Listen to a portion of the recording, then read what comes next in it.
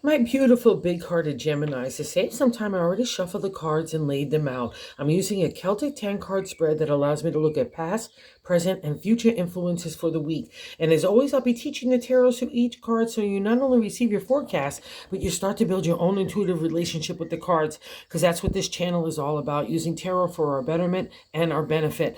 And your benefit this week, my Gemini twin friends, is taking a reflective moment. You need a little bit of downtime. There's some still stuff, I think, from the past that's shaking at you, and maybe you have to tidy up a little bit still in your life. But new things are turning in a new direction, and I need to give you the space to make those decisions that benefit you the best. Okay? I need you to decipher out of competition any anxiety, fears, or doubts, especially from people and situations from the past that hurt your heart and that make you reluctant to let your heart come out and play. And it really needs to, because it's got to be a combo of your kind of heart and spirit being a little free for you to explore new adventures and new avenues, right? Because that's been part of the purpose of all this. And maybe also to enjoying time and reflecting on people and situations that really mean something to you and matter in your life. Put your focus there, and instead of the people that might have hurt you and disappointed you and maybe even try to undermine you. There's been a lot of that going on as well for Geminis, for some of you. And if there's still decision making for you to move on in new directions that satisfy your heart, your conviction, the way that you want to live your life, that's what this week is about, Gemini. You really need to take that time and decide where your heart is going to be flowing. That's most important more than anything else. Okay, let's get into why I'm saying that. And we start off in that first card placement, the significator, the general gist of the overall reading. I've got the lovely Three of Cups here. It's a celebratory state, 369 in numerology and tarot. It's a pause state, but in also too in the area of our cups, it's our heart, right? It's a celebration of our heart. It means relationship, coming together in partnership, coming together in friendship with like-minded people that share the same values of you and your heart as well. It's also marriage. So the reason why I'm saying you have to make sure that your heart is going in the right direction is because of the two cards that sit on top of it and right below it. So the Three of Cups is, like I said, a really joyous state, a reflective state to say, hey, look how far I've come in my heart and my spirit. And for some of you, that's been a really hard journey over these last 2 years, right? But now you're kind of coming out of that dark time and into a new day, right? And it's all about you, what you want to do with your heart and spirit. And it's kind of tickling you, saying, where do I really want to put my emotional flow, right? My intuition, even my psychic ability gets put out in the Three of Cups. It all gets ignited in this kind of spiritual way with you, and it's really beautiful. And I want you to honor that, because that's why it's appearing for you to make the decisions of where that emotional flow and that heart of yours is going to go, right? Because the crossing card, what's blocking that energy from manifesting in the second card placement, is a Seven of Pentacles. The Seven of Pentacles, a seeker, is the number 7. Contemplation, meditation of new moves and new directions is that domain. So it's a crossroads state for me. If you were really happy where you are, you wouldn't be at a crossroads, right? And the Pentacles is the material world, the reality of our world, right? A lot of people stick it with work and health and community, the way that we treat our bodies and such. But after doing tarot for so long, I find, because the material world touches everything, our families, our relationships, as well as our career, and all those other kind of material endeavors, and money as well, it falls under that domain. So you're contemplating what you want to do next in importance of your Three of Cups. So you know you've reached a plateau of accomplishment, right? That your heart is in a really safe place within you, right? And now you're kind of looking at outside world and say, where is that going to go and where is it not going to go? And I really need you to trust your judgment here. And the Seven of Pentacles is asking you to have that contemplation. Again, for those that you are in relationships or in situations of any sort, including work, that you're not happy with, that's why that contemplation is happening, and it's kind of dampening your heart. That would be a reflection of these kind of cards together. You need to respect those kind of thoughts and that kind of stirring in your spirit, because it's not going to go away. All right. So I want you to contemplate where that resonates with you this week. Okay, Gemini, because it also too, God in the third card placement is the top of the matter in the 10 card spread. But what I'd like to say is God's direction on how to navigate the week. In the Two of Swords, okay, the swords are our thoughts, intelligence, intellect, strategy, analytical thinking, all get applied here, and the way that we communicate our voice in that kind of, intellect as well. But to the ancient tarot was much more about associating our identity, the way that we want to live our life, work, love, just the overall gist. And that's what makes a Gemini happy, just doing your own thing. You're not giving voice to that. That's what the Two of Swords is all about. It's the indecision, indecisiveness, because you're not honoring yourself. So I just have to say, if you're feeling like there's a lot of love action going on in your heart and you want to give it out and you're not getting it back, and you're not being respected for your ideas and your intellect, or those you're maybe like gumbo trying to bend over to everybody else's attitudes and approaches, because of the ancient tarot, the swords again is about our identity, and it's mostly breaking those stereotypical, archetypical ways that we have to be with society and family, friends, all those kinds of kit and caboodles get thrown at you in the journey of the swords. And it's all meant for you to do what you want to do for yourself. That's how you get that identity. That's how it gets that friction out of that conflict comes you, right? And because you need that to decide who you are. And so honor this as well. That's what this reading is all about. Just respecting yourself and trusting yourself and letting that heart out to play a little bit too, because it can be trusted as well. Like you might be fearful, oh, it got taken by other people in situations from the past, but you're not the same Gemini anymore. Neither one of you, the two of you are not the same. You've all changed in a new direction. And again, it's all for your betterment, even if it felt like chaos and upheaval and a whole lot of anxiety and fear and insecurity, but that's all leaving you. And I know you know this, and it was again for your benefit. So we're getting our legs about us. So let's not go backwards, okay, here, because the heart wants to come out of play, and the heart can definitely be trusted to make the decisions. And maybe this is also too in the fourth card position, the base of the matter in the 10 card spread. I like to say the gut feeling we're having is a 6 of Pentacles. So another kind of plateau stage of celebration in the area of the material. It's the gift of money. It's also in the deeper sense, it's the giving of money and the receiving. But because Gemini, like, you are the givers, you don't mind giving financial support along with emotion. So just don't be fearful of that. And if you're looking for that kind of financial gift, don't be afraid to open your heart and avenues to that as well, because God and the universe want us to have abundance, but you're kind of blocking your progress to that kind of outcome, right? So wherever that kind of reflects for you, just take a look at that this week, okay, Gemini? So we can get not only the emotional flow going, but we can get that abundance flow going as well, because that's the definition of 6 of Pentacles. So don't be afraid or fearful to give out your abundancy. But that's, again, maybe this is reflection here. Where is not only that heart going to be flowing, but the material as well, because it's important, because you work hard for your money, and you have a great attitude and you're so giving, but you don't want to be taking or appear like, have people like take you for a sucker or something like that, because that's what people were doing for them. That's their energy, not yours, okay? Right? So let's not shut down anything, including our pocketbook, because that's how we get abundance, by giving abundance. So wherever that reflects of you, where you want to give and take, just, again, be open to it. Ask God to give you what you want, because that's what the universe wants to deliver. And I can see so much of this as you just being tired. And that's what we get in the 5th card placement here, is what's leaving your life. I also get a reflection of that in the 7th card placement, the way that we're feeling about ourselves. So I've got all that stirring of new emotion and want to flow and coming together in partnership. I'm getting my groove back, but everything's kind of putting the emergency brake on. And then you just got to ask yourself, why is that? Again, is it going in the right direction, that emotion and material flow? And I think part of it is you just need to regroup, like I started the reading, because that's what the 10 of Swords means, and the 9 of Wands, right?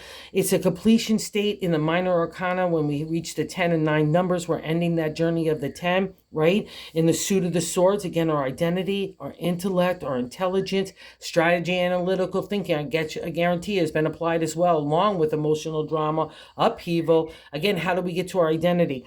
But that's the 10. You did it. Good job, Gemini. Here you might be lying on your side. And remember, this is a past reflection. It's leaving your life. And there's God's favor. All those swords are in a row, so no harm done in the long haul. It's meant to change you for your betterment. All those negativity thoughts and everything go by the wayside. God and justice has got your back, so let's not get into revenge either. God's got that, right? And that new day is dawning. You know that sunlight has been kind of touching you for a while. You're getting on flatlands out of that mountain. It's not even rocky. It's like huge mountains that you had to climb over. But again, that's how we get to who we are. And that's also a reflection of the 7 card placement, the 9 of Wands. It's, you're both cards like where you're just so tired. It's like, I can't have one more thought. I can't have one more action in a new direction. I'm just beat. I need to kind of rest. That's what the 9 of Wands is too. But you know that you've done some great stuff to get you to that end journey, right? We're reaching the 10 of Wands where we know we need to move on for a creative idea. The Wands cover our imagination, inspiration, taking an idea and making it a material reality. So something needed a refresh. And I think that's what this combo is. So wherever you've been doing those kind of endeavors and moving forward in a new way, including for the heart and the material world, right? Anything that has to touch that, that's kind of your first breadcrumb, Geminis, that you're on the right path, because that's where your heart and your spirit lies. And that's what a Gemini needs, that to ignite that brain. And then off you go with that idea and stuff happens, right? So don't be weary of this, because this is where experience and wisdom gets manifested, right? Because you only get that kind of outlook by having walked the walk and talked the talk. You don't get there any other way. And I'll say this too, wherever you're putting yourself out there in new ways, whether it's friendship or love or, just getting out there in a razzmatazzy way or for work, don't be afraid of competition or putting yourself out there. That's what the 6 card placement, what's happening right now. So I got indecision, and maybe that's what's holding you back in that 2 of Swords, is in the 7 of Wands. The 7, again, the seeker, the new information. I want contemplation, meditation on how to go in a new direction. And again, in the creative idea. So something's winding up everywhere. And now you might need to redefine yourself or add products and services to your skill set, whatever that case might be, or just put yourself out there. It means in competition.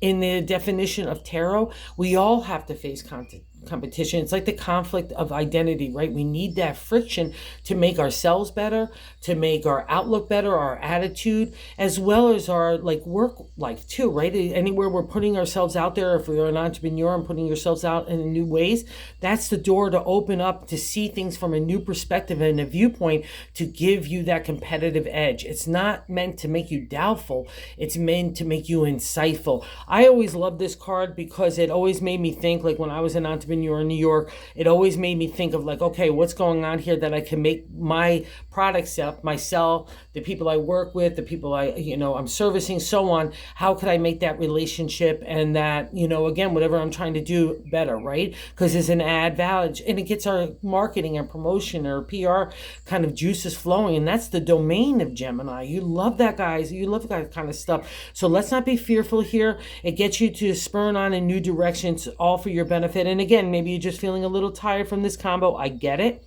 So take that reprieve. Answers are not going to come if you don't allow them to come, right? Okay. That sense of indecision, and we want abundancy to be able to flow into our life. And it's like God in the universe is knocking on your heart door and saying, let me in, even your mind. And you're kind of keeping it shut. You've got a big bar behind it. So it's no, let's just open that door and let some love come in. And I think that's how other people view you as well, that they want to give you that space to have that emotional flow to you. So those people that really mean something to you out of these lessons, that really love you and care for you and show that support, go to them. Don't fall into the other places that are negative. All right. That's Sagittarius week.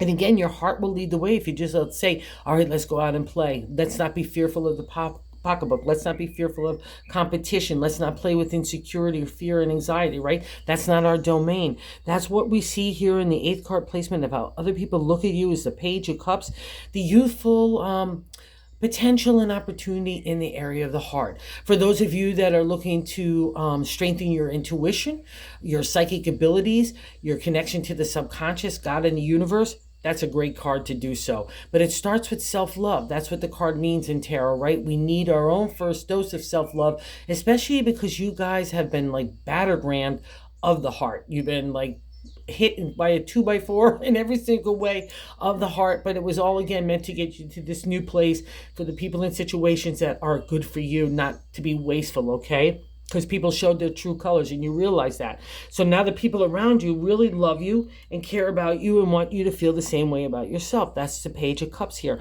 that potential opportunity for the heart, right? And people are looking at you as someone that's emerging, and maybe that's why that's stirring, is you're gathering that emotional vibe from the people around you, and that's really so beautiful and groovy is all I have to say, because it's exactly where you need to be to break some of this kind of heavy dutiness that you still carry with you. And I'm going to stick with that, actually. In the 9th card position are hopes and fears. Again, we have another 7. Wow, that's crazy. So the Seeker, contemplation, meditation of new moves, my friends, again, in the areas of intellect. The 7 of Swords has a combination of deception. Secrets from other people, like being shady McGady to you, or are you having to maneuver in a way that's secretive right now as you kind of decide where you want to go, as you're just still trying to figure it out? That's a positive reflective of the card for me. So keep those cards close to your chest. Do not feel badly, because the Gemini likes to tell everybody what they're doing, but share that information where only you need to. Maybe that was part of the reflection of why you had to go through those tough lessons. People didn't care or respect what your viewpoint was, or the way that you wanted to do stuff. They just undermined it and they underhanded it. So, and if you're still dealing with that kind of stuff, especially because we've got so many new moves and new directions here, just know you've got a powerful skill set in the intellect, because you've reached the 7 plateau in not only your identity, but your strategy and analytical thinking. So you get an extra little dose here of energy and insight for you to maneuver against those kind of people. So let's not be afraid of that, in that hopes and fears in that 9th card, right? Because that skill set is within you. You've got it. So maybe that's where that's starting that tanglehold. You don't want to make those kind of decisions, and maybe against people that you thought you were really loved and cared about and have relationship. Again, a divorce reflection, separation, even friendship would fall into this, okay? Because Gemini's got that big heart. You give, right? So just be careful for you, but no worries here in your ability to analytically think out of and outmaneuver other people, all right? So let's not be fearful of that kind of activity, right? It's part of life, right? And you've got this, and you want this new change anyway. So we've got the indecision in the 3rd, but in the outcome card in the 10th position, we have the 8 of Pentacles. The refresh, rejuvenation, restart is the definition of 8 in numerology and tarot, right? We loop around and we start again, and again, we have another reflection of the material world. See all those props down there, all those pentacles? You've already done stuff. Again, family, home, relationship, career, the way we treat our bodies, the way we treat our mindset, the way that we are in society. That's what tarot is all about, how to make ourselves better people, but also better people in the outside world, right? How to maneuver in that way. That's the 8 giving you a new refresh, restart in that area, okay? So take it. If that's where kind of like the stranglehold, again, work, career, the way that we are in community, our health, all fall under that domain.